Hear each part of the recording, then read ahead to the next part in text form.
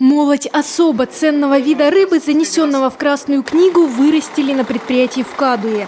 До места стерлядь доставили в специальных контейнерах, погрузили машину на паром и на середине Сухан и по лоткам отправили в воду.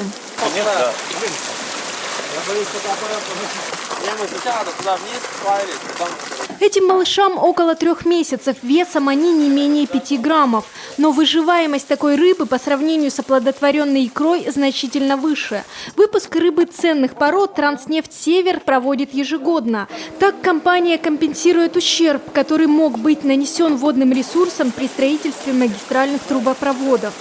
Это прежде всего забота об окружающей среде, о нашей природе, об экологии, потому что наше предприятие «Транснефть Север», оно у нас аккредитовано по системе экологического менеджмента. Мы уделяем огромное внимание экологической безопасности. Это труд, который потом принесет результаты, и в будущем наше поколение сможет здесь эту рыбу видеть, наблюдать. Также в мероприятии приняли участие специалисты рыбного хозяйства, местные жители и представители власти. На такой интересный экологический урок попали и дети работников предприятия. Многие не представляли, что здесь водится редкая осетровая рыба. Я держал первый раз в руке стерлядь. Она была какая-то, у нее на спине какие-то были чешуйки, как остренькие, но такие приятные. Раньше эта рыба обитала в реках Шексне, Малоге, в Купинском и Белом озерах. Но экологическая обстановка и браконьерство привели к значительному сокращению популяции.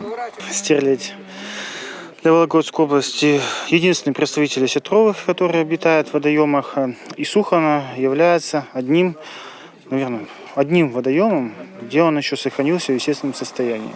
Мероприятия по воспроизводству суханской стерляди проводят каждый год, и положительный эффект уже есть. В прошлом году на реке Сухана были проведены научно-исследовательские работы по определению выживаемости как раз той рыбы, которую мы запускаем. Были проведены контрольные обловы и проведен генетический молекулярный анализ рыбы. И было выяснено, что рыба прижилась, она растет, и уже есть потомство от той рыбы, которую ранее выпускали. Еще около 2500 мальков стерляди представители Транснефть Север выпустили в тот же день в Верховашском районе. Как показывает практика, до промысловых размеров доживает до 10% выпущенной молоди. Специалисты надеются, что мероприятия по приумножению богатства вологодских рек продолжатся. И когда-нибудь стерлядь исключат из Красной книги. Юлия Мельникова, Сергей Баранов, Вести, Вологодская область.